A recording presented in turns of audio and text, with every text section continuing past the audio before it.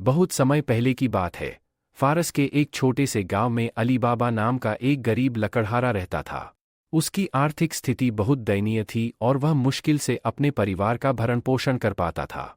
अली बाबा हर दिन जंगल में जाता, लकड़ियां काटता और उन्हें शहर में बेचकर जितने पैसे मिलते उसी से वह अपना गुजारा करता था। उसका भाई कासिम बहुत धनी था और उसे अली बाबा की परवाह नहीं थी। कासिम के पास बड़ा व्यापार था और वह अपनी संपत्ति में मग्न रहता था। एक दिन अली बाबा जंगल में लकड़ियां काट रहा था, तभी उसने अचानक दूर से घोड़ों के पैरों की आवाज़ सुनी। उसने देखा कि एक बड़ी टोली घोड़ों पर सवार होकर उसकी ओर आ रही थी। डर के मारे वह तुरंत एक पेड़ के पीछे छिप गया और चुपचाप उन्हें देखने लगा। ये कोई साधारण यात्री नहीं थे, बल्कि वे 40 डाकू थे, जो इलाके में खौफ फैलाने के लिए जाने जाते थे। अली बाबा ने देखा कि डाकू एक बड़े चट्टान के पास रुके, जो एक गुफा के मुंह की तरह लग रही थी। उनका सरदार घोड़े से उतरा और जोर से चिल्लाया, खुल जा सिमसिम। जैसे ही उसने ये कहा, चट्टान के अंदर एक गुप्त द्वार खुल गया और सभी डाकू उस गुफा के अंदर चले गए। अली बाबा यह देखकर आश्चर्यचकित रह गया। उसने ध्यान से देखा कि कुछ समय बाद डाकू गुफा से बाहर निकले। उनके हाथों में सोने और चांदी के थैले थे। वे फिर से अपने घोड़ों पर सवार हुए और वहां से चले गए। जैसे ही वे गए, गुफा का द्वार अपने आप बंद हो गया। अली बाबा ने सोचा कि यह निश्चित रूप से कोई खजाने की गुफा है। उसने निश्चय किया कि वह गुफा के अंदर जाएगा और देखेगा कि वहां क्या है। डाकुओं के जाने के बाद अली बाबा उस चट्टान के पास आया और सरदार की तरह ही कहा, खुल जा सिमसिम। चमत्कारिक रूप से गुफा का द्वार खुल गया। अली बाबा धीरे धीरे अंदर गया और उसने जो देखा, उससे उसकी आंखें चौंधिया गईं। गुफा के अंदर सोने, चांदी, जवाहरात, रत्न और बेशकीमती चीज़ों का अंबार लगा हुआ था। अली बाबा ने अपने साथ लाए कुछ थैलों में सोना भर लिया और गुफा से बाहर निकलते ही फिर से कहा, बंद हो जा सिमसिम। द्वार बंद हो गया और वह जल्दी से अपने घर की ओर चल पड़ा। घर पहुंचकर अली बाबा ने अपनी पत्नी को सारा सोना दिखाया। उसकी पत्नी बहुत खुश हुई और उसने तुरंत सोने को तौलने के लिए अपने भाई कासिम के घर से तराजू मंगवाने का सुझाव दिया। अली बाबा को लगा कि कासिम को कुछ भी नहीं बताना चाहिए, लेकिन उसकी पत्नी ने सोने को तौलने के लिए कासिम के घर से तराजू मंगवा लिया। जब कासिम की पत्नी ने देखा कि तराजू पर सोने का कुछ निशान रह गया है, तो उसे शक हुआ और उसने कासिम को इसकी जानकारी दी। कासिम ने तुरंत अपने भाई के पास जाकर पूछा कि उसके पास इतना सारा सोना कहाँ से आया। पहले तो अली बाबा हिचकिचाया, लेकिन फिर उसने अपने भाई को गुफा और खजाने के बारे में सब कुछ बता दिया। कासिम यह सुनकर बहुत लालची हो गया। उसने सोचा कि अगर उसका गरीब भाई इतना सारा सोना ले सकता है, तो वह वहां से बहुत ज्यादा खजाना लेकर बहुत अमीर बन सकता है। अगले ही दिन कासिम बड़े बड़े थैले लेकर गुफा की ओर चल पड़ा। गुफा के पास पहुंचकर उसने भी वही जादुई शब्द, खुल जा सिमसिम, कहा और गुफा का दरवाज़ा खुल गया। कासिम अंदर गया और खजाने को देखकर उसकी लालच और बढ़ गई। उसने जितना हो सकता था उतना सोना और जवाहरात अपने थैलों में भरना शुरू किया। लेकिन जब वह बाहर निकलने लगा, तो वह जादुई शब्द भूल गया। जितनी बार उसने कोशिश की, वह सही शब्द याद नहीं कर पाया। घबराहट में वह इधर उधर भागने लगा, लेकिन दरवाज़ा नहीं खुला। अचानक उसने घोड़ों के पैरों की आवाज़ सुनी। डाकू वापस आ रहे थे। कासिम को समझ में आ गया कि अब उसका अंत निकट है। डाकुओं ने गुफा के अंदर जाकर कासिम को पकड़ लिया और उसे मार डाला। इसके बाद उन्होंने उसके शरीर के टुकड़े टुकड़े कर दिए ताकि कोई भी यह न जान सके कि क्या हुआ था। जब कासिम उस रात घर नहीं लौटा, तो उसकी पत्नी ने अली बाबा से मदद मांगी। अली बाबा ने सोचा कि कासिम जरूर गुफा में गया होगा और मुसीबत में फंस गया होगा। अगले दिन अली बाबा गुफा की ओर गया और वहां उसने अपने भाई का शव पाया। वह अपने भाई के शव को गुफा से बाहर लेकर आया और चुपचाप उसे घर ले आया। कासिम की विधवा ने बहुत रोना धोना किया, लेकिन अली बाबा ने उसे सांत्वना दी और कहा कि वह सब कुछ संभाल लेगा। अली बाबा ने अपनी दासी मरजाना को बुलाया, जो बहुत समझदार और होशियार थी। उसने मरजाना से कहा कि वह इस बात का ध्यान रखे कि किसी को भी कासिम की मौत के बारे में पता न चले। मरजाना ने कासिम के शव को ठीक करने का इंतजाम किया और शहर के एक नाई को बुलाया, जो बिना किसी से बात किए काम कर सके। उसने नाई को आंखों पर पट्टी बांधकर कासिम के घर लाया, ताकि उसे यह न पता चले कि वह किसके घर आया है। नाई ने कासिम के शव को सिलकर ठीक कर दिया और कासिम का अंतिम संस्कार कर दिया गया। इस बीच डाकुओं को यह समझ नहीं आ रहा था कि गुफा के अंदर किसी ने कैसे प्रवेश किया और कैसे उनका खजाना चोरी हुआ। उन्होंने अपने सरदार के नेतृत्व में गांव में जाकर पता लगाने का फैसला किया। एक दिन गांव में घूमते हुए डाकुओं के सरदार ने नाई से बात की और उससे यह जानकारी निकाल ली कि हाल ही में किसी अमीर आदमी की अचानक मृत्यु हो गई है। उसने सोचा कि यह वही व्यक्ति हो सकता है जिसने गुफा में प्रवेश किया था। डाकुओं का सरदार अपनी टोली के साथ अली बाबा के घर पहुंचा, लेकिन अली बाबा को इसका कोई अंदाजा नहीं था। जब सरदार ने देखा कि अली बाबा के घर में संपत्ति और अमीर होने के निशान हैं, तो उसे यकीन हो गया कि अली बाबा ही वह व्यक्ति है जो उनकी गुफा में घुसा था।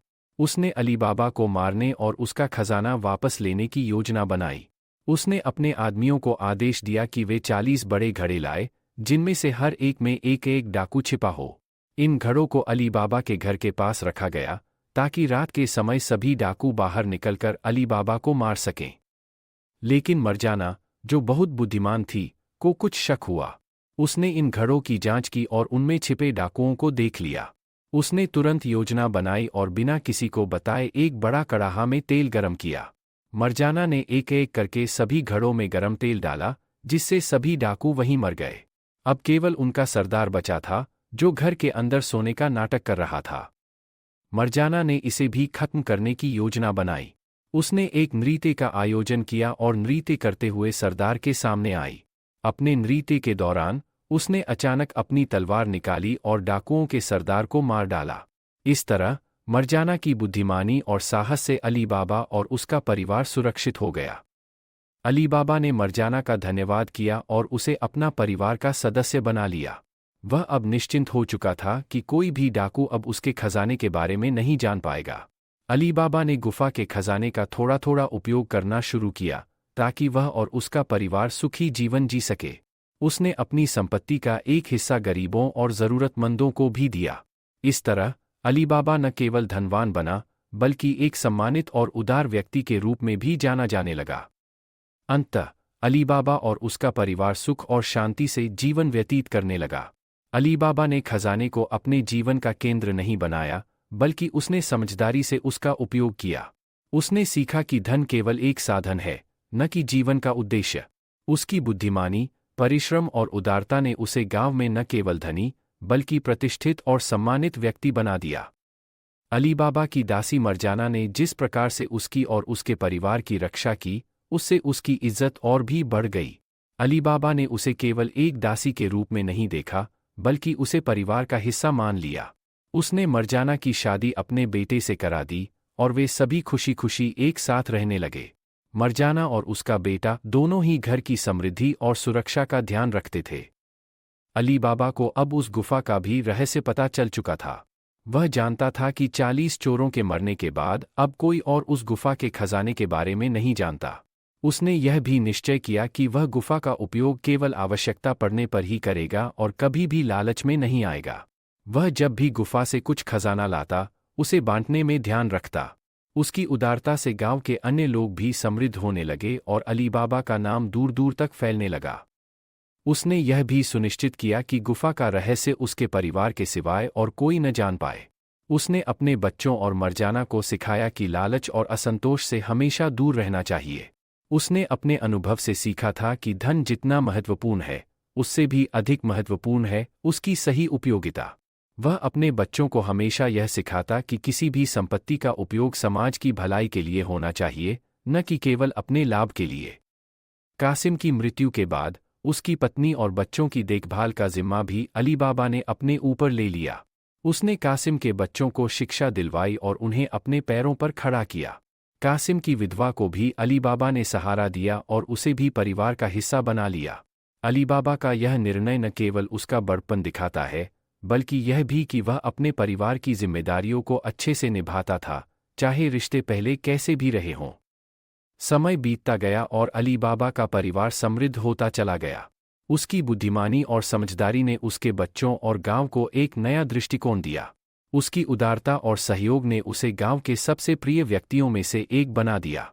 गांव में कोई भी समस्या होती, लोग अली बाबा के पास सलाह लेने आते। वह अपने अनुभव से उन्हें सही मार्गदर्शन करता और उनके जीवन को सुधारने में मदद करता। अली बाबा की बढ़ती प्रतिष्ठा से उसके परिवार को भी गर्व महसूस होता।